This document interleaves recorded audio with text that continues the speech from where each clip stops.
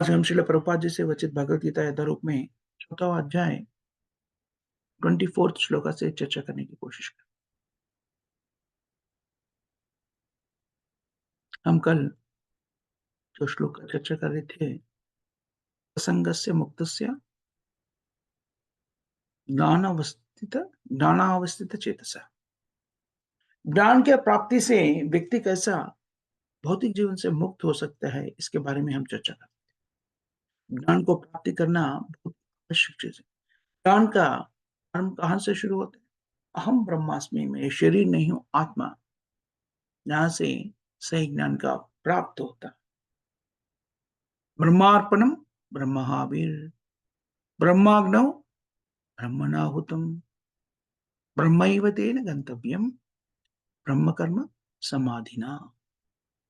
ये आज का श्लोक है।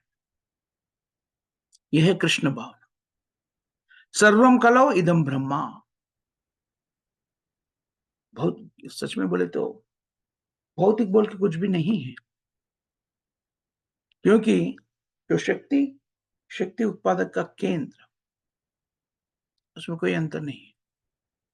विष्णु पुराण में एक श्लोक दिया जाता है, एकदेशा स्थित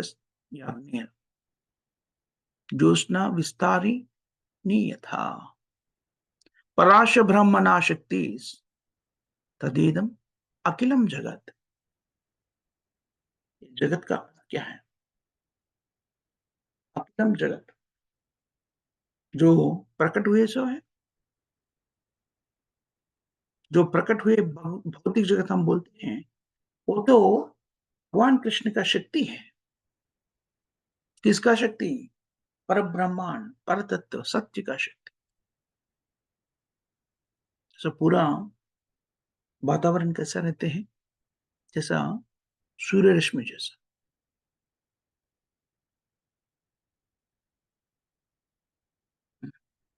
हम ये भौतिक जगत का स्थिति क्या है और आध्यात्मिक जगत क्या है, भगवान क्या है,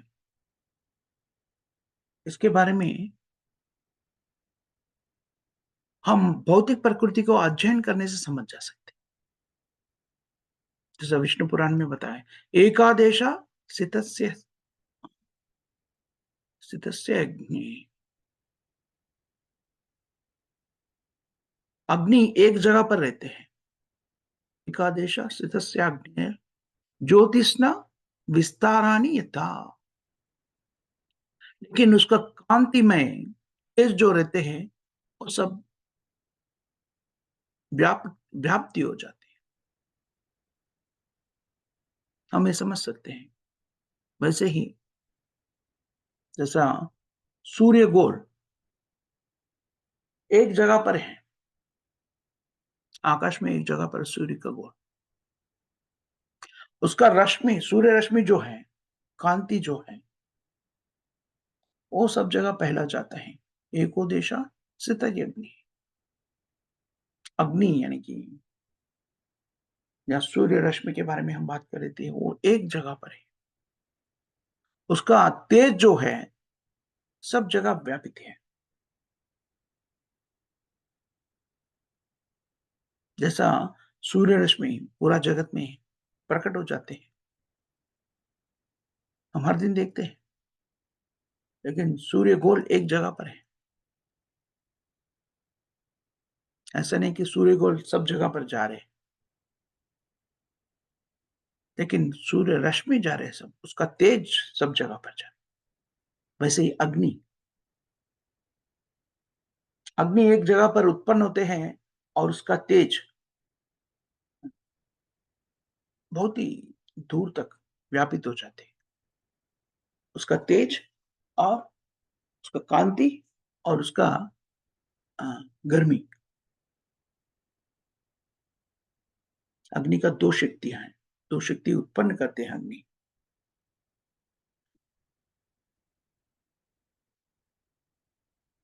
जो शक्ति, अग्नि का पहला शक्ति जो है, वो पूरा जगत में व्यापित हो जाता है, जितना हो सके उतना। जैसा यहाँ पर अग्नि को सूर्य रश्मि से बोलना किया गया है। तुलना किया गया है। इसका अर्थ ये नहीं कि अग्नि समाप्त हुए हैं, सूर्य समाप्त हो गए हैं। सूर्य केवल वहीं पर है, लेकिन उनका तेज पूरा जगत में फैला है। पूर्णस्य पूर्णमादाय पूर्णमेवावशिष्यते। ईशोपनिषद में बताया जाता है, हम कई बार इसके बारे में चर्चा करते हैं। ओम पूर्णमद पूर्णम पूर्णात् पूर्णमुदच्यते पूर्णस्य पूर्णमादाय पूर्णमेवावशिष्यते। यह है कृष्ण। कृष्ण अपने आप को विस्तार रूप में प्रकट करते जाते हैं। जैसा जैसा अग्नि से उत्पन्न है सो तेज और कांति। इसका अर्थ ये नहीं कि तेज और कांति पूरा व्यापित हो गया इसलिए अग्नि समाप्त हो गया, ऐसा नहीं होता ना। वैसे ही कृष्ण विस्तार रूप में प्रकट होते रहते हैं, लेकिन कृष्ण कभी भी समाप्त नहीं होते, क्योंकि वो भौतिक नहीं है। पूर्णस्य पूर्णमादाय पूर्णमेवावशिष्यते। कृष्ण का शक्ति, कृष्ण कई रूपों में अपने आप को विस्तार कर लेते हैं। उनका शक्ति के माध्यम से विस्तार कर लेते हैं। व्यक्तिगत रूप विस्तार कर लेते हैं। अद्वैतमच्युतमनादिमनंत रूपम आद्यम पुराण पुरुषम नवयौवनम च।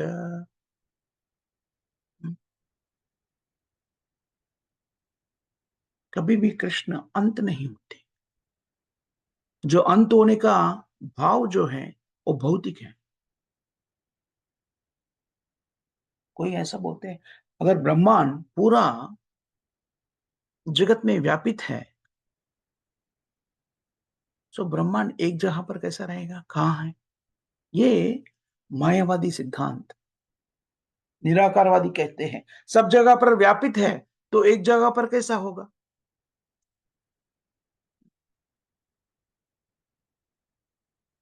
जैसे कि एक न्यूज़पेपर लिया आपने और उसको छोटा-छोटा टुकड़ा कर दिया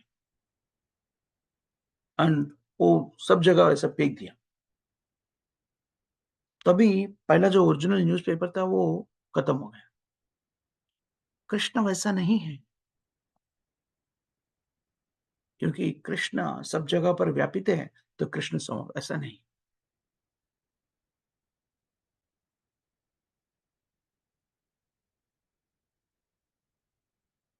मायावादी सिद्धांत, निराकारवाद ये कहते हैं, भगवान सब जगह व्यापित है, इसलिए भगवान बोल के एक व्यक्ति कुछ नहीं है, ऐसा बोलते हैं। लेकिन ये सत्य नहीं है। सत्य क्या है? ईशोपनिषद में बता, भगवान इतना पूर्ण है, परिपूर्ण है। वो परिपूर्ण भगवान से दूसरा विस्तार रूप ले जाते हैं, तो वो भी पूर्ण रहते हैं और जिसे उत्पन्न हुए वो भी पूर्ण। ये है ब्रह्मांड। लेकिन हमारा भौतिक जगत में हमारा जो ज्ञान है, भौतिक रूप से हम उसका सोचने की कोशिश करते, तो वो तुलना हम भगवान के साथ नहीं कर सके, आध्यात्मिक जीवन को नहीं कर सकते। हमारे पास एक 100 रुपए है, हर दिन 1-1 रुपए निकलते जा रहे हैं उसमें से, उसका बैलेंस कम होते जाएगा। लेकिन आध्यात्मिक जगत ऐसा नहीं होते। पूर्णस्य पूर्णमादाय पूर्णमेवावशिष्यते। अगर आपके पास 100 रुपए हैं, उसमें से 100 रुपए निकाला फिर भी 100 रुपए वैसा रहेगा। ये आध्यात्मिक जगत में 1 प्लस 1 1 है, 1 माइनस 1 1 है। ये यहाँ पर बताया गया है। ब्रह्मार्पणम ब्रह्महाविर ब्रह्माग्नौ ब्रह्मणाहुतम। जो व्यक्ति यज्ञ कर रहे हैं, सैक्रिफाइस, और यज्ञ करने वाला आदि वस्तु, जैसे कि हम घी यज्ञ कुंड में डालते हैं और कहीं ग्रेन्स यज्ञ कुंड में डालते हैं, अग्नि को आहुति देते हैं। तो इधर क्या कह रहे हैं? अग्नि भी ब्रह्मांड है। जो अग्नि कुंड में यज्ञ करने के लिए दिया गया वस्तु है, वो भी ब्रह्मांड है। जो व्यक्ति अर्पण कर रहे, वो भी ब्रह्मांड है। लेकिन ये सब विभिन्न तरीका के ब्रह्मा। ऐसा नहीं कि सब ब्रह्मांड है, सब कुछ भगवान है, ऐसा नहीं। ये है चैतन्य महाप्रभु का तत्व, अचिंत्य भेदा अभेद तत्व। जैसा उदाहरण दिया जाता है कई बार हमें, समुद्र के एक बूंद,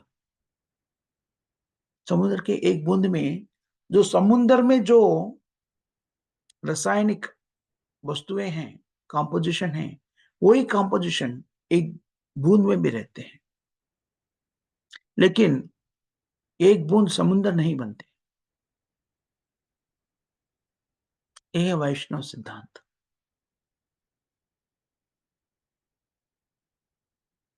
लेकिन मायावादी सिद्धांत क्या है? अभी एक बूंद जो है, समुद्र का बूंद, वो समुद्र से निकाल दिया गया तो वो भिन्न हो गया, और वापस समुद्र में डाल दिया, वो एक हो गया। वैष्णव सिद्धांत कहते हैं जीवात्मा जो है, जो समुद्र का बूंद है, वो समुद्र से एक है और भिन्न भी है, दोनों है। ये चैतन्य महाप्रभु का सिद्धांत, विच इज चिंता भेदा अभेदा तत्व। के समय पर एक है और भिन्न है। भगवत गीता में इसके बारे में बताया गया। मया ततम इदम सर्वम जगत अव्यक्त मूर्तिना। बहुत ही महत्वपूर्ण श्लोक है। 9वां अध्याय में हम पढ़ते हैं भगवत गीता में, 9वां अध्याय 4था श्लोक। मया ततम इदम सर्वम जगत अव्यक्त मूर्तिना। पूरा जगत में मैं व्यापित हूं, जगत अव्यक्त मूर्ति। जैसे रूप धारण करके नहीं, पूरा जगत में व्यापित हूं। और उनका एक मूर्ति भी है, मया, मुझसे। मुझसे मतलब व्यक्ति किसे, जैसा पूरा जगत में व्यापित है, जैसा हम व्यक्ति हैं। मैं यहां पर हूं, यहां पर हूं तो मैं दूसरा जगह पर नहीं। मैं यूएस में हूं तो इंडिया में नहीं हूं। आप एक जगह पर हैं, दूसरा जगह पर नहीं है। लेकिन कृष्ण ऐसा नहीं है।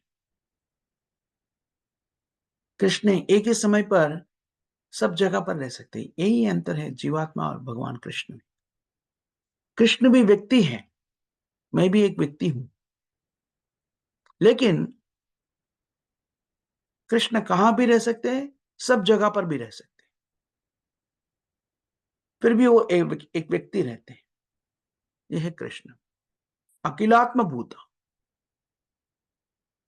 ब्रह्म संहिता में बताया गया, गोलोक नाम निजदामिनी विहितश्च येन। गोलोक धाम निजदाम विहितश्च येन गोविंदमादि पुरुषम तमहम भजामि। भगवद गीता में भी ये बताया गया। ईश्वरा सर्वभूतानां हृदयेशार्जुन तिष्ठति। 18वां अध्याय 61 श्लोक में ईश्वर, भगवान, सब जीवों का हृदय में स्थिर है। आपका हृदय में, मेरा हृदय में, चींटी का हृदय में, हाथी का हृदय में। स्वाभाविक रूप से बताया गया हृदय के अंदर। हम भौतिक जगत में भौतिक भावना से आत्मा किधर है ढूंढने की कोशिश करते हैं, और परमात्मा किधर है। यहां पर ये बताया गया है, आत्मा और परमात्मा हृदय के अंदर है।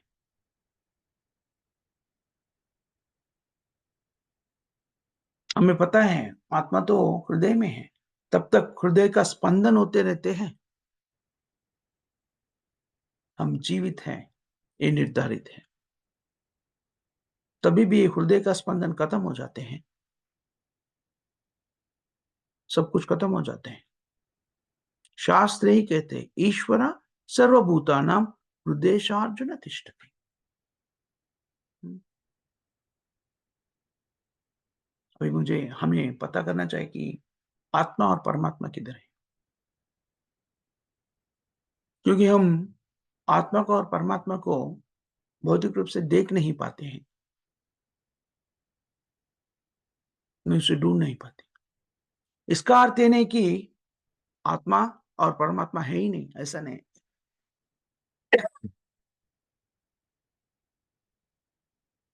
मैं देख नहीं सकता हूँ इसलिए वो नहीं है, वो सच नहीं होता। मेरा ज्ञान पूर्ण नहीं है और ज्ञान को प्राप्त करने का तरीका ठीक नहीं है, तो हम आत्मा को या परमात्मा को कैसा ढूँढ सकते हैं? आत्मा का परिमाण कितना है ये शास्त्रों में बताया। ये बताया गया है कि 1/10,000th part of the tip of the head, माने केशाग्र शतभागस्य तत्शतस्य। केश का अग्र भाग को काट के वो 10,000 और विभिन्न भाग कर दिए तो जितना होगा, उतना है आत्मा का परिमाण। हम तो ये केश का अग्रभाग को भी मेज़र नहीं कर सकते। क्यों? हम कैसा मेज़र कर सकते हैं?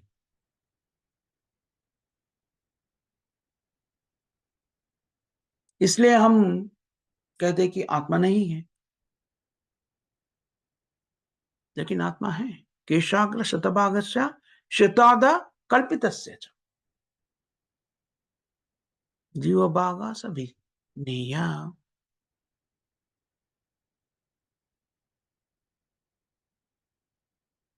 सच नान्यत कल्पते। हम सत्य को शास्त्र के दृष्टिकोण से देखना चाहिए। शास्त्र के माध्यम से सत्य को संग्रहण करने का कोशिश करना चाहिए। अपना भौतिक इंद्रियों के माध्यम से नहीं।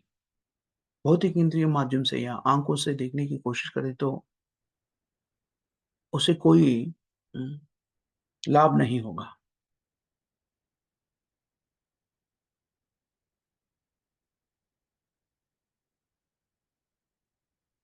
जो भी व्यक्ति आध्यात्मिक ज्ञान को भौतिक प्रयोग के रूप से अध्ययन करने की कोशिश करता है, वो भौतिक माध्यम से आध्यात्मिक ज्ञान को प्राप्त नहीं कर सकते हैं। क्योंकि भौतिक रूप से ज्ञान को प्राप्त करने की जो भी व्यक्ति कोशिश करते हैं, वो सफल नहीं होगा क्योंकि हम भौतिक इंद्रियों के माध्यम से आध्यात्मिक स्थिति को समझ नहीं पाते, क्योंकि उसमें दोष है, भौतिक इंद्रियों में दोष है। इसलिए आध्यात्मिक ज्ञान को हम शास्त्र योनित्वात् वेदांत सूत्र में ये कहे जाते हैं, आध्यात्मिक ज्ञान को शास्त्रों के माध्यम से स्वीकार करना चाहिए। यहाँ पर कृष्ण कहते हैं, सब कुछ जो भी है, सब कुछ आध्यात्मिक बना सकते हैं। ये सत्य है। सर्वम कलौ इदं ब्रह्मा। ये कैसा समझना चाहिए? ये है कृष्ण भाव। भगवद गीता में इसके बारे में पूर्ण तरीके से विवरण दिया गया है, जैसा कृष्ण बताते हैं। सब कुछ कृष्ण से उत्पन्न है। ये हमें कैसा समझना चाहिए? कृष्ण कहते हैं, जो व्यक्ति आध्यात्मिक पुरोगति नहीं किया है, वो लोगों को कृष्ण के समझने के लिए कुछ सूचना दिया गया है। कैसे समझना चाहिए? रसोहम अप्स कौन्तेय 7वां अध्याय का 8वां श्लोक में कृष्ण कहते हैं, प्रिय अर्जुन, मैं पानी में जो हम रुचि लेते हैं, टेस्ट, वो मैं ही हूँ। जो व्यक्ति आध्यात्मिक अनुभूति नहीं किया, वो ऐसा कृष्ण को देख सकते हैं। लसोहम अप्सु कौन्तेय, अप्सु, अप्सु का अर्थ है द्रवा। कोई भी द्रव रूप में है, उसमें कुछ भी टेस्ट आते हैं ना, वो टेस्ट कृष्ण है। हर द्रव में कुछ ना कुछ टेस्ट रहते हैं। अगर नहीं तो हम कैसा पी सकते हैं? पूरा जगत में, सब जगत में, सब कुछ ना कुछ टेस्ट रहते हैं। रुचि, अगर उसमें रुचि नहीं है तो कोई भी व्यक्ति अ, उसको स्वीकार करने को, उसमें आनंद का अनुभूति करने की कोशिश नहीं करते। इसीलिए भौतिक जीवन में मैथुन तृप्ति जो है आदि रसा कह जाती है। स्वाभाविक रुचि, जैसा हम पानी, पानी या दूध, वैसे ही बोले तो कोई भी द्रव रूप में है। कभी देखें तो वाइन भी, जो भी लिक्विड, जो भी द्रव रूप में है, वो हम स्वीकार करते तो उसमें जो रुचि आती है वो क्या है? वो कृष्ण है। कृष्ण भावना वहाँ से शुरू होता है। ये बहुत ही कठिन चीज़ नहीं है, बहुत ही आसान चीज़ है, सब लोग कर सकते हैं। अगर आप श्री कृष्ण महामंत्र को जाप नहीं कर सकते, और कृष्ण के बारे में सुन नहीं सकते, कृष्ण के बारे में समझ नहीं सकते, तो यहाँ पर भी कृष्ण को देख सकते हैं। क्योंकि भक्ति मार्ग कहाँ से शुरू होता है? श्रवणम कीर्तनम विष्णु स्मरणम पाद सेवनम। तो भगवान कृष्ण के बारे में सुनने के लिए सब लोगों को बहुत अच्छा नहीं लगते। कृष्ण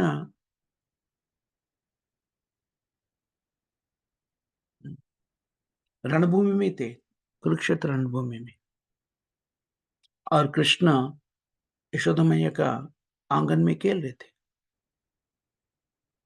श्रीमद् भागवत में कई लीलाओं के विवरण है। लेकिन जो व्यक्ति आध्यात्मिक अनुभूति नहीं किया है, वो व्यक्ति पर ब्रह्मांड भगवान के बारे में समझ नहीं। वो पर ब्रह्मांड जो भगवान है, वो यशोदा माई के आंगन में क्या कर रहे, कैसे खेल रहे, छोटा बच्चा बनकर।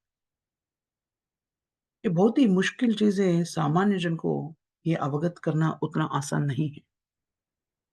इसलिए दशम स्कंद का श्रीमद् भागवतम कृष्ण का लीलाओं का विवरण है। क्यों दशम स्कंद में दिया है, पहला स्कंद में नहीं दिया?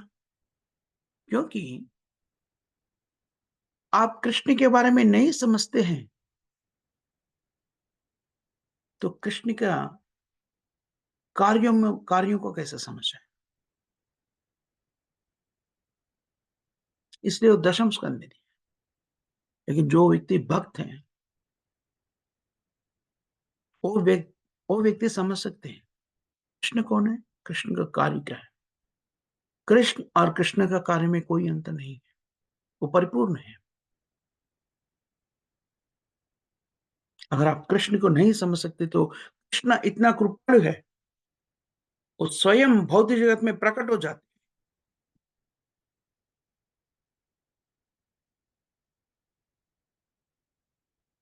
एंड कई कार्य ऐसा करते कि हम कृष्ण के बारे में समझ सके। केवल हम कृष्ण के बारे में सुनते हैं, हम कृष्ण का सांगत्य ले सकते हैं, केवल सुनने पर। भगवान कृष्ण का नाम को जाप करते हैं, हरे कृष्ण महामंत्र का, वो स्वयं कृष्ण है। नाम रूपे कलिकाले कृष्णावतार, नाम चिंतामणि कृष्णा, चैतन्य रस विग्रह। चैतन्य चरितामृत मध्य लीला में बताया गया। ये शास्त्रों में दिया गया वाक्य है। कृष्ण का नाम चिंतामणि आध्यात्मिक है, वो भौतिक नहीं है। देखिए, कोई भौतिक नाम हम बार-बार जप नहीं कर सकते। किसी का जान या वान या कुछ 1-2 बार पुकारने पर हमें क्या हो जाते हैं, हम थक जाते हैं। लेकिन हरे कृष्ण महामंत्र को हम 26 घंटे भी अ, जप करते हैं, हम थक नहीं जाते। ये है अंतर। लेकिन कभी बद्ध स्थिति में व्यक्ति रहते हैं, वो समझ नहीं पाते। अगर हम मोर हरे कृष्ण महामंत्र और ज़्यादा से ज़्यादा हरे कृष्ण महामंत्र को जाप करते रहेंगे, हम उसका आस्वादन करते जाएँगे। अभी आस्वादन नहीं हो, इसका अर्थ है हम पूर्ण तरीके से शुद्ध नहीं हो, और शुद्ध होने का तरीका है और जाप करना और जाप करना। ये सत्य है।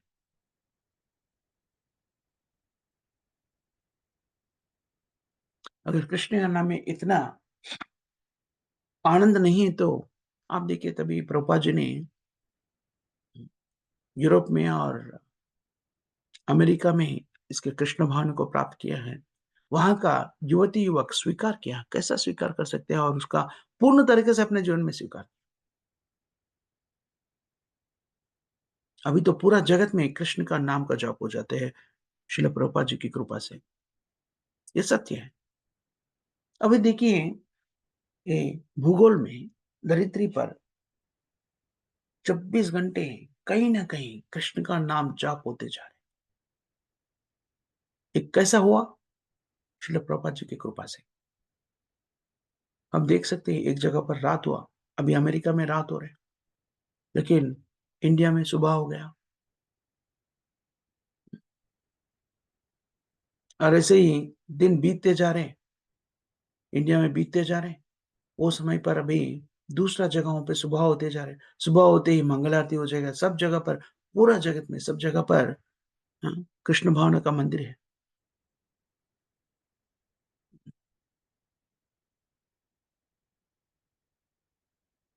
ऐसा यूएस में जैसा चलो प्रभुपाद जी ने प्रचार कर रहे थे, तो कई लोगों से स्वीकार किया, युवती-युवक। यहाँ पर एक बार प्रभुपाद जी से एक क्रिश्चियन प्रीस्ट मिले थे। वो आश्चर्य व्यक्त किया, बोस्टन में हुआ ये संगठन, और वो प्रीस्ट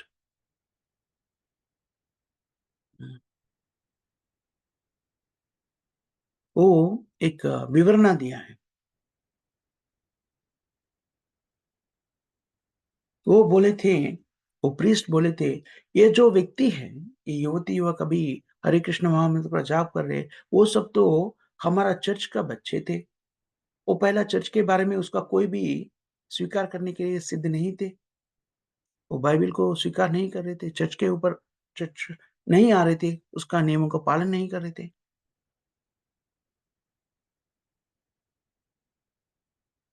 कृष्ण भावना स्वीकार करने से पहले वो कुछ भी आध्यात्मिक जीवन को स्वीकार करने के लिए तैयार नहीं थे। और वो आश्चर्य इसलिए व्यक्त किया कि वो अभी कृष्ण भावना को कैसा स्वीकार किया? और इतना स्वीकार किया कि वो पूर्ण तरीके से कृष्ण का जाप करने में मग्न हो गया।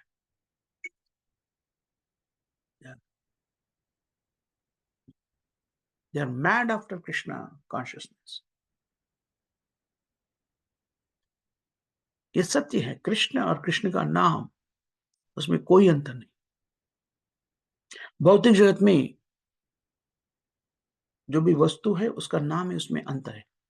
अगर आप प्यासा है, तो ये आपको पानी चाहिए, और आप पानी, पानी, पानी, पानी, पानी बोलने से आपका प्यास बुझेगा नहीं। आपको सचमुच में पानी पीना पड़ेगा, ये सत्य है। लेकिन आध्यात्मिक जगत में अगर कृष्ण का नाम को जाप करते हैं, आप कृष्ण को आस्वादन करते हैं, रसानुभूति करते हैं। नाम चिंतामणि कृष्ण, क्योंकि कृष्ण और कृष्ण का नाम, इसमें कोई अंतर नहीं। ये हम समझने में आगे बढ़ते हैं, आध्यात्म में प्रगति करते हैं, हमें ये समझ में आते हैं पूर्ण तरीका से। सर्वम कलौ ब्रह्म, सब कुछ कृष्ण है। यहीं पर यहाँ यही चीज़ यहाँ पर बताया गया है। ब्रह्मार्पणम ब्रह्महाविर, ब्रह्मो ब्राह्मणाहुतम, क्योंकि सब कुछ जो कृष्ण का शक्ति है।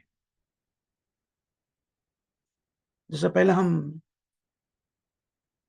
चर्चा कर रहे थे, उदाहरण दे रहे थे कि अग्नि और अग्नि का शक्ति। अग्नि का शक्ति क्या है? तेज और गर्मी। तभी हम गर्मी की महसूस महसूस करते हैं, तो हम समझ सकते हैं वहाँ पर कुछ अग्नि होगा। यहीं पर ही हम अ, तेज को देखते तो हमें समझ में आ जाएगा वहाँ पर कुछ अग्नि।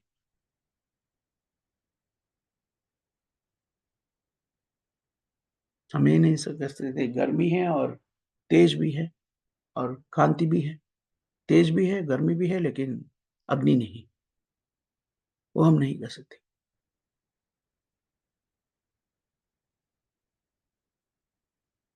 यहाँ पर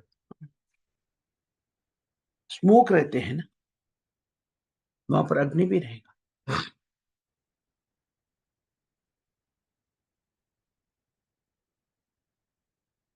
ये माया, भौतिक जगत में जो माया है, वो स्मोक से तुलना किया गया है।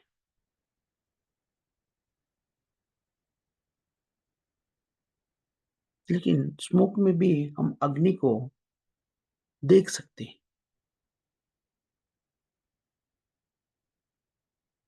और तेज में भी हम अग्नि को देख सकते हैं।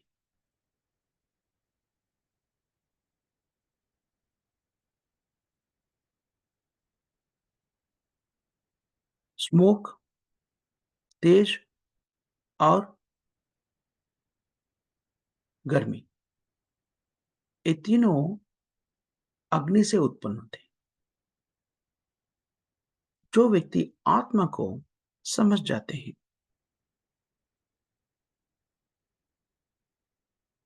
हम्म, वो आत्मा, जो व्यक्ति आत्मा को समझ जाते हैं, उसका संबंध भगवान कृष्ण से कैसा जोड़ के रहते हैं वो समझ जाते हैं। निर्बंधे कृष्ण संबंधे युक्तम वैराग्य मुच्यते, ये है आध्यात्मिक पुरोगति। व्यक्ति तभी अपने आप को समझ जाते तो व्यक्ति कृष्ण से अपना संबंध को भी समझ जाते, बाकी स्थितियों और कृष्ण से कैसा संबंधित है वो भी समझ जाते। हम कृष्ण को कुछ ना कुछ तैयार करके अर्पण करते हैं, भोग, तो वो प्रसाद कैसा बन जाते हैं। जो सामान्य व्यक्ति जो है, वो वही देखते हैं, हाँ वही चावल है, वही दाल है, वही हलवा है, हम भी वही कर रहे हैं। क्यों ये लोग ये प्रसाद क्यों कर रहे हैं? प्रसाद क्यों कह रहे हैं उसको? और उतना उतना मर्यादा पूर्वक गौरव भाव से क्यों स्वीकार करते हैं? क्योंकि प्रसादम जो है वो भी कृष्ण है। यही भगवान के बारे में समझने का स्थिति। रसोगम अप्सु कौन्तेय, जो आरंभ दशा में है, वो व्यक्ति प्रसाद को स्वीकार करने से, और रसोगम अप्सु कौन्तेय, जो द्रव रूप में है चीज पीते हैं, उसमें जो रुचि आते हैं वो कृष्ण है। ये सोचने पर धीरे धीरे व्यक्ति कृष्ण भावना में अभ्युन्नति को प्राप्त करेगा। कृष्ण भावना जो है सब जीवों में अंतर्गत रूप में है। ये स्वाभाविक रूप से सब जीवों के अंदर कृष्ण भावना है। प्रभुपाद जी ने कहते हैं, Krishna consciousness is not an artificial imposition.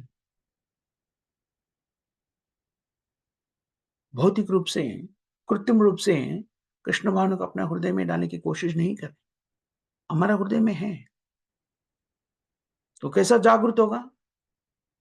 भक्ति भावना से अपना जीवन को व्यतीत करने से वो जागृत होगा। वो हमारे से दूर नहीं है, बाहरी रूप से लेके आके अपने हृदय में डाला, ऐसा नहीं है।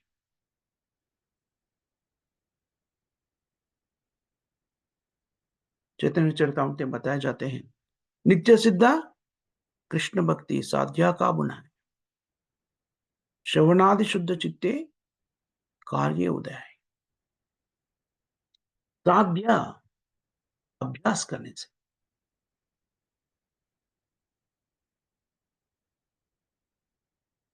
हम्म, मैं कई बार कई चीज किसी का सांगत्य में रहकर हम सीख लेते हैं, लेकिन वो भूल जाते हैं। प्रेमांजन चरित भक्ति विलोचनी ना संता सदैव हृदयेषु विलोकयन्ति। संता सदैव, हम साधु बनना चाहिए। संत कैसा? भक्ति युक्त सेवा में स्थिर होकर। ये है कृष्ण भावना को स्वीकार करने का, कृष्ण के समझने का पद्धति। इसका आरंभ कहां से होगा? श्रवणम, सुनने पर।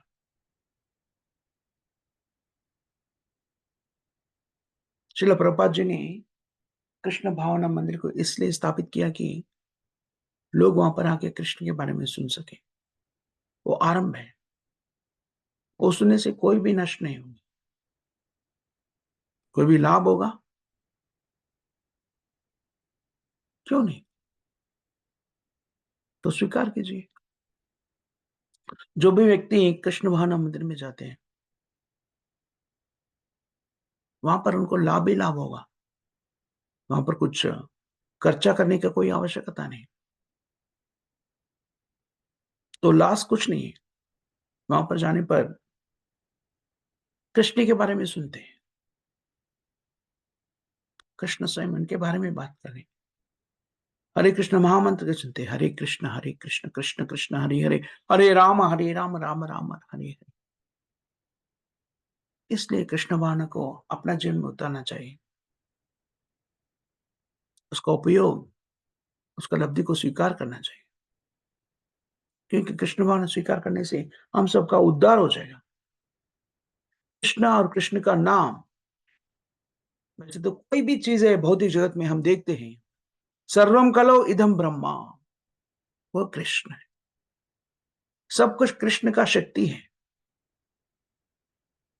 हम शक्ति और शक्ति उत्पादक को भिन्न नहीं कर सकते हैं।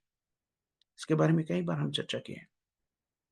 जैसा अग्नि है, जो तेज, स्मोक और गर्मी सब अग्नि से उत्पन्न होती है।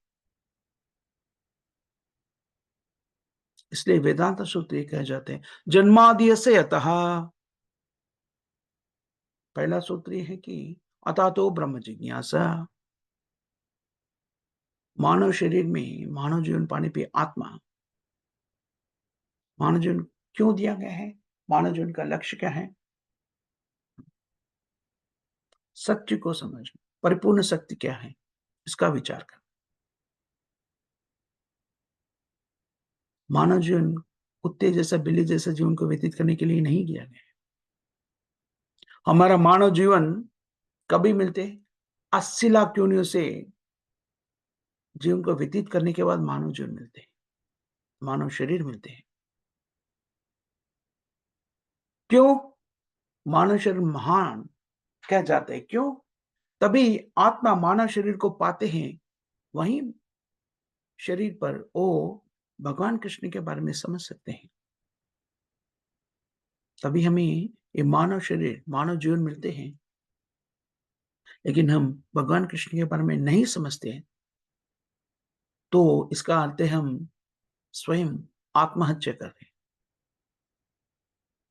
आत्महा अपना ही गले काटने का समान। हम आत्महान नहीं होना चाहते। लब्ध्वा सदुर्लभम इदं बाहु संभवन्ते मनुष्याम आर्तदम। मानव जीवन का लक्ष्य क्या है? जन्म मृत्यु जरा व्याधि चक्रबंधन से मुक्त होना। इसलिए मानव जीवन को वृथा नहीं कीजिए। ये शास्त्र में बताया गया है। इसलिए इतना सारा वेद ज्ञान को दिया गया है। ये वेद शास्त्रों पशु पक्षी नहीं पढ़ सकते हैं, केवल मनुष्य पढ़ सकते हैं। क्यों दिया गया है इतना सारा वेद शास्त्र? इसलिए दिया गया है, ये अध्ययन करके व्यक्ति कृष्ण भावना तक पहुंच जाए। ये स्वीकार करने से व्यक्ति जन्म मृत्यु जरा व्याधि दुख दोषानुदर्शन ये चक्रबंधन से मुक्त हो जाए। ये है करने वाला चीज। ये है मार्पणम। कृष्ण ब्रह्मा ने, पर ब्रह्मा ने, पर ब्रह्मा परंदामा पवित्रम परमम भव। अर्जुन कहते हैं 10वां अध्याय 12वें श्लोक में, स्वयं अर्जुन ने स्वीकार करते हैं कृष्ण को पर ब्रह्मा परंदामा पवित्रम परमम भवान। जो व्यक्ति भगवत गीता को स्वयं कृष्ण से सुना है, वो खुद का अनुभव से कह रहे हैं कृष्ण के बारे में। पर ब्रह्मा परंदामा पवित्रम परमम भवान। हे प्रिय कृष्ण, आप पर ब्रह्मा ने, सब कुछ ब्रह्मा ने, लेकिन कृष्ण पर ब्रह्म। ये है सब कुछ और कृष्ण में अंतर। सर्वम कलौ इद ब्रह्मा।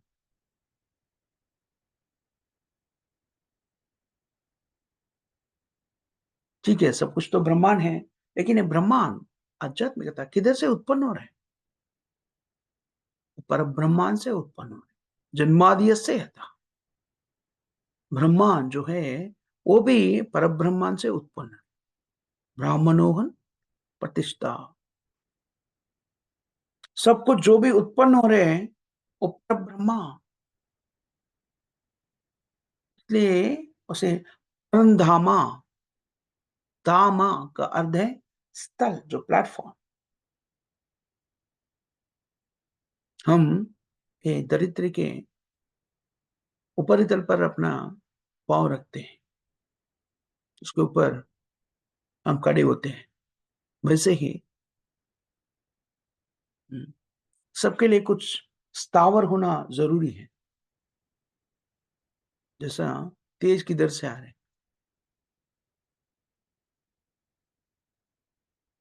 किधर से आते हैं वो तेज?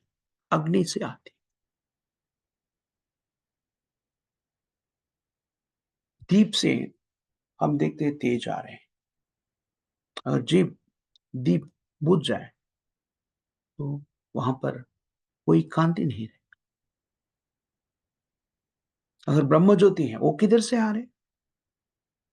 उसका उत्पन्न किधर से हो रहा है? उसका उत्पादन किधर से हो रहा है? वो भी भगवान कृष्ण के शरीर के से उत्पन्न हुए तेज है।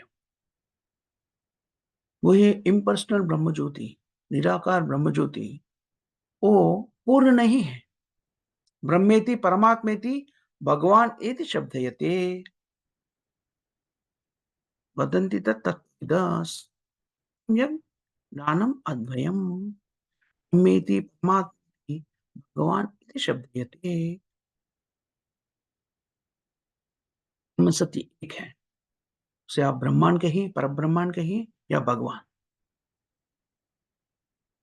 भगवान को समझने का दशाएं हैं। ये दशाएं इधर बताया जाते हैं, शास्त्रों में बताए जाते हैं। ब्रह्मेति परमात्मेति भगवान इति शब्दयते। हम कई बार ये उपमान देते हैं, वही उदाहरण हम फिर सोच सकते हैं। जैसा सूर्य रश्मि, वो भी तेज है। सूर्य रश्मि अंधेरा नहीं है। जैसे ही जो व्यक्ति निराकार ब्रह्मांड के बारे में समझते हैं, वो भी तेज है।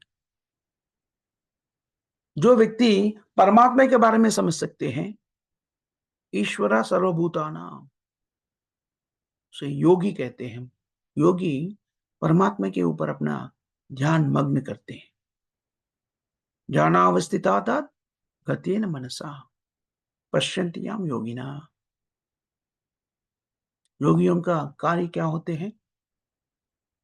मणि के अंदर, मणि मन में ध्यान निमग्न होते हैं भगवान कृष्ण के देखने के। वो कृष्ण को अपना हृदय में देख सकते हैं।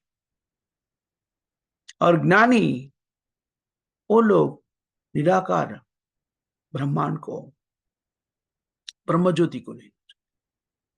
लेकिन भक्त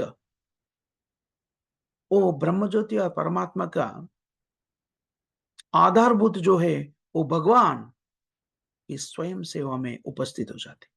ईश्वरा सर्वभूतानां हृदयेषार्जुन तिष्ठति। ईश्वर अपने आप को विस्तार रूप में हर जीवन का हृदय में प्रकट हो जाते। वो ईश्वर कौन है? ईश्वर परम कृष्ण सच्चिदानंद विग्रह अनादिरादिर गोविंदा सर्व कारण। अगर हम कृष्ण को समझ जाते हैं, कृष्ण का शक्तियों को समझ जाते हैं, तब हम वेद शास्त्रों का स्टेटमेंट्स, वाक्यों को समझ जाते हैं। सर्वम कलो इदम ब्रह्मा। लेकिन कृष्ण के न समझने पर हम कुछ भी नहीं समझ सकते। कृष्ण को नहीं समझा क्या अर्थ क्या है, हम अपना स्थिति से गिर जाएगा। इसलिए हम देखते हैं कई लोग, कई भौतिक जीवन में हम देखते हैं निराकारवादी बहुत ज्यादा। वो व्यक्ति भौतिक जीवन की स्थितियों से अपने आप को दूर नहीं रह सकते। वो दुस्साहज हो जाते हैं। इसके बारे में भागवतम में बताया है।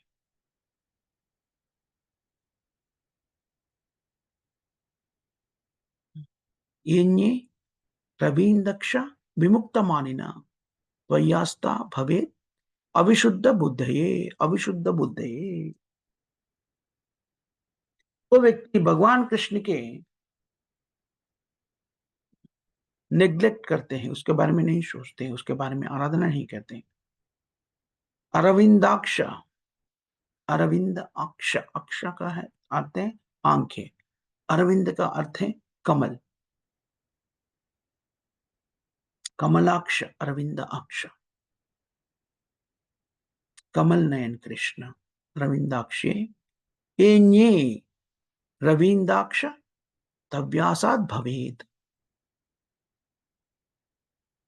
कृष्ण, जो व्यक्ति आपका आराधना नहीं करते, आपका भक्ति में नहीं रहते, वो आपको नहीं समझ सकते। अविशुद्ध बुद्ध ये, उनका बुद्धि जो है वो कल्मश रूप में रहते हैं, उसका शुद्धिकरण नहीं। अविशुद्धा, उसका पर्यवसान क्या होता है? आरुह्य कृच्छेन परम पदम तथा। कई तपस्या करने के बाद भी वो केवल ब्रह्म ज्योति तक ही पहुंच जाते। पतंते अदा, वहां पर कई तपस्या करके ब्रह्म ज्योति तक पहुंचते हैं, वहां से भी वो गिर जाते हैं और भौतिक जगत में वापस आ जाते हैं। क्यों? भक्ति के सामने स्थिर नहीं हो। जो निराकारवादी हैं और कृष्ण के न समझने पर जितना भी आगे बढ़े हो आध्यात्मिक जीवन में, जितना भी बड़े हो, जितना भी बड़ा निराकारवादी हो, वो लोग शाश्वत रूप से भौतिक जगत से दूर नहीं हो सकते। वहां पर नहीं रहने पाने पर वो ब्रह्म ज्योति से फिर वापस भौतिक जगत में आ जाते हैं। हम भौतिक जगत में भी देखते हैं जो निराकारवादी सन्यासी रहते हैं, वो बोलते हैं कुछ कर्म नहीं करो,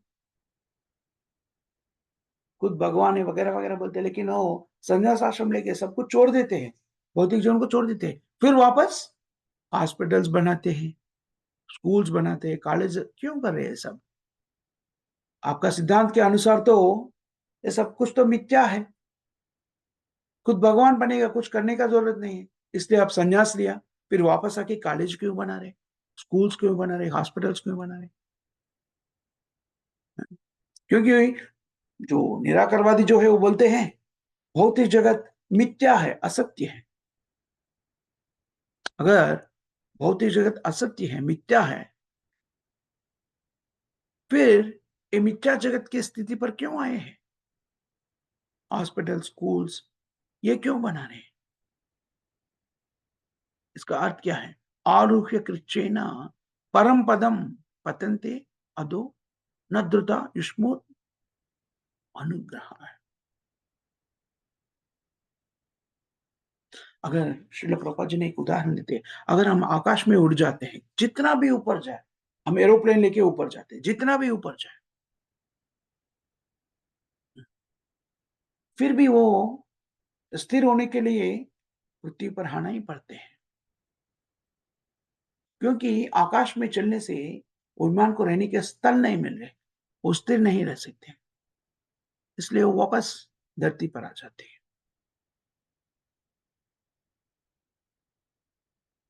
कई बार हम देखते हैं, हम चंद्रमंडल जाके हैं, उधर जाके हैं, उसे एक स्पुतनिक भेजा वगैरह-वगैरह। अगर आप चंद्रमंडल जा रहे हैं, तो वहाँ पर क्यों नहीं रह पा रहे? वैसे ही ब्रह्म ज्योति, वहाँ पर जाने पर भी व्यक्ति वहाँ पर स्थिर नहीं हो सकते। ब्रह्मांड का स्थिति को अध्ययन करने से या ब्रह्म ज्योति प्राप्त करने से व्यक्ति संतुष्ट नहीं होते। कहाँ पर रह सकते? रहने के लिए जगह चाहिए। वो जगह कहाँ मिलते हैं? कृष्ण के धाम में मिल सकते हैं। समश्रितेय पदपल्लव लभम। हम कृष्ण का शरणागति लेने पर हम संतुष्ट हो जाते हैं। मानव जीवन का लक्ष्य यही है, परम गुह्यम। कृष्ण कहते हैं तुम मेरा शरण में आ जाना, सर्वधर्मान परित्यज्य माम एकम शरणम व्रज। बहुत ही महत्वपूर्ण चाहिए यहाँ पर, माम एकम, केवल मुझे शरणागति लेना।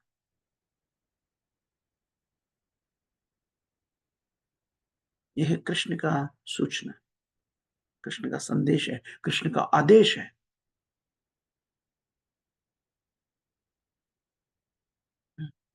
अगर हम ये पूर्ण तरीका से स्वीकार किया, कैसा सर्वधर्म को छोड़कर हम कृष्ण के शरणागति में आ सकते हैं?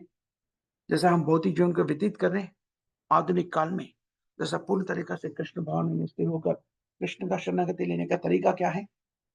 कृष्ण भावना को स्वीकार करना। कृष्ण भावना को कैसा स्वीकार कर सकते हैं? चैतन्य महाप्रभु कृष्ण स्वयं चैतन्य महाप्रभु के रूप में प्रकट होकर कृष्ण भावना को कैसा स्वीकार करना चाहिए, कैसा आचरण करना चाहिए, वो खुद आचरण करके दिखाए। और प्रामाणिक रूप से परंपरागत एक ज्ञान को हमें एक ज्ञान को श्रील प्रभुपाद जी ने बताया है। और प्रभुपाद जी ने तभी ये ज्ञान हमें दिए हैं, तो जीवन में उतार सके वैसा नियमों को हमें बताएँ। और ये 4 नियम को अपना जीवन में उतार लेते हैं, हम पूर्ण तरीके से कृष्ण भावना में रह सकते हैं। वो 4 नियम क्या हैं? हरे कृष्ण, कृष्ण कृष्ण हरे हरे, हरे राम, राम राम हरे हरे। ये महामंत्र का जाप करना। अभी हम एक बार किए हैं और 108 बार ऐसा महामंत्र का जाप किया, तो एक जपमाला हो जाएगा। ऐसा कम से कम 16 जपमाला हर दिन जाप करना चाहिए। और हम जो भी खाते हैं, भगवान कृष्ण को अर्पण करके उसे प्रसाद के रूप में स्वीकार करना चाहिए। और भगवान कृष्ण को क्या अर्पण कर सकते हैं? शाकाहारी भोजनीय भगवान को अर्पण कर सकते हैं, उसमें कांदा, लहसुन और मशरूम नहीं होना चाहिए। हुँ, और ये 2 चीज़ दोनों चीज़ ठीक से करने के लिए हमें भक्तों के सानिध्य में रहना बहुत ही आवश्यक है। और हर दिन भगवत गीता भागवतम को श्रवण करना, अध्ययन करना। ये 4 नियम अपना जीवन में उतारना चाहिए। 4 पालन करने वाले नियमों के साथ-साथ हमें पापोभूयिष्ट कर्म, 4 पापोभूयिष्ट कर्म से दूर रहना चाहिए। वो क्या है? मांस का भक्षण करना, मद्यपान या धूम्रपान का सेवन करना, ये निषिद्ध कार्य है। मांस भक्षण नहीं करना चाहिए, धूम्रपान या मद्यपान नहीं सेवन करना चाहिए और उसमें काफ़ी टी भी आता है, वो भी नहीं सेवन करना चाहिए। विवाहेतर संबंध को नहीं रखना चाहिए और जूद नहीं खेलना चाहिए। ये 4 पाप का स्तंभ है, इसलिए हमें 4 चीज़ जो नहीं करना है, वो नहीं करना चाहिए। अगर हम जो चीज़ करना है, वो पूर्ण तरीक़ा से स्वीकार करते हैं, नहीं करने वाला 2 चीज़ अपने आप हमसे छूट जाते हैं। मांस भक्षण नहीं कर सकते। अगर कृष्ण प्रसाद ही स्वीकार कर लें, तो हम मांस भक्षण नहीं कर सकते हैं और मद्यपान का सेवन नहीं कर सकते। हम जो भी हमारा मुँह से अंदर ले रहे हैं, वो भगवान को अर्पण किए से ही होना चाहिए। अगर ये नियम को पूर्ण तरीके से पालन किया, हमारा शुद्धिकरण बहुत ही तेज तरीका से हो जाए और ये करते-करते हुए हम कृष्ण भावना को हर दिन कृष्ण के बारे में सुन रहे हैं और कृष्ण का नाम को जाप कर रहे हैं, तो हमारा पुरोगति अतिशीघ्र हो जाएगा। देखिए, हम कृष्ण के भक्तों के संगत में रहे तो भक्त क्या करते हैं, हर क्षण कृष्ण के बारे में सोचते हैं, कृष्ण की सेवा में उपस्थित हो जाते हैं, इसी के बारे में बोलते हैं। हम भक्तों के संगत में रहने पर कृष्ण के बारे में सुनते रहते हैं। स्वाभाविक रूप से हम जिसके बारे में सुनते रहते हैं, उसी के बारे में सोचते रहते हैं। किसके बारे में सोचते रहते हैं, उसी के बारे में बोलते रहते हैं। और हम भक्तों के सानिध्य में रहने से कृष्ण भगवान को स्वीकार करना बहुत ही स्वाभाविक हो जाते हैं। इसलिए हम हर दिन भगवद गीता भागवतम को श्रवण करना चाहिए और हरे कृष्ण महामंत्र को जाप करना, अभ्यास करना चाहिए, स्वीकार करना चाहिए। इससे कोई भी नष्ट नहीं, लाभ ही लाभ है। छोटा-सा समय हमारा जीवन का कृष्ण नाम को जाप करने में, कृष्ण के बारे में सुनने में व्यवस्थित करने से थोड़ा-सा एडजस्टमेंट्स जैसे अपना जीवन को व्यतीत करें।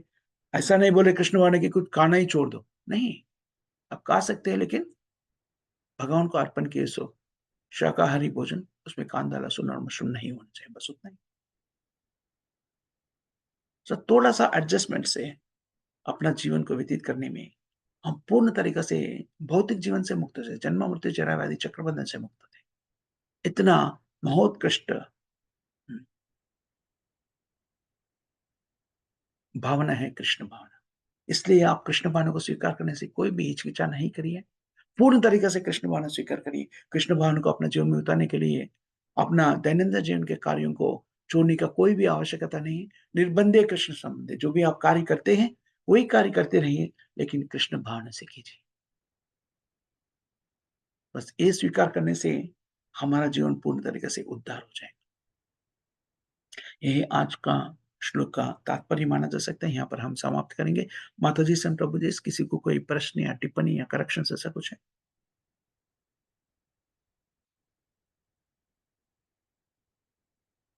किसी कोई प्रश्न या टिप्पणी ऐसा कुछ नहीं है तो यहाँ पर हम समाप्त करेंगे। माताजी, संत प्रभु जी, बहुत-बहुत धन्यवाद आप सबको। जगत गुरु श्रील प्रभुपाद की जय। जय हरिनाम संकीर्तन की जय।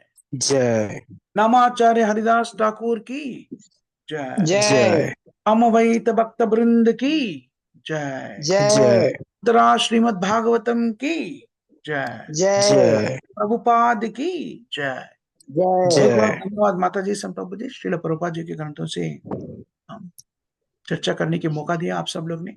आप सबको बहुत बहुत धन्यवाद। हरे कृष्णा। हरे कृष्णा हरे प्रभु जी, कृष्ण दंडवत प्रणाम। हरे हरे कृष्णा। जी, संत प्रभु जी, धन्यवाद। हरे कृष्ण।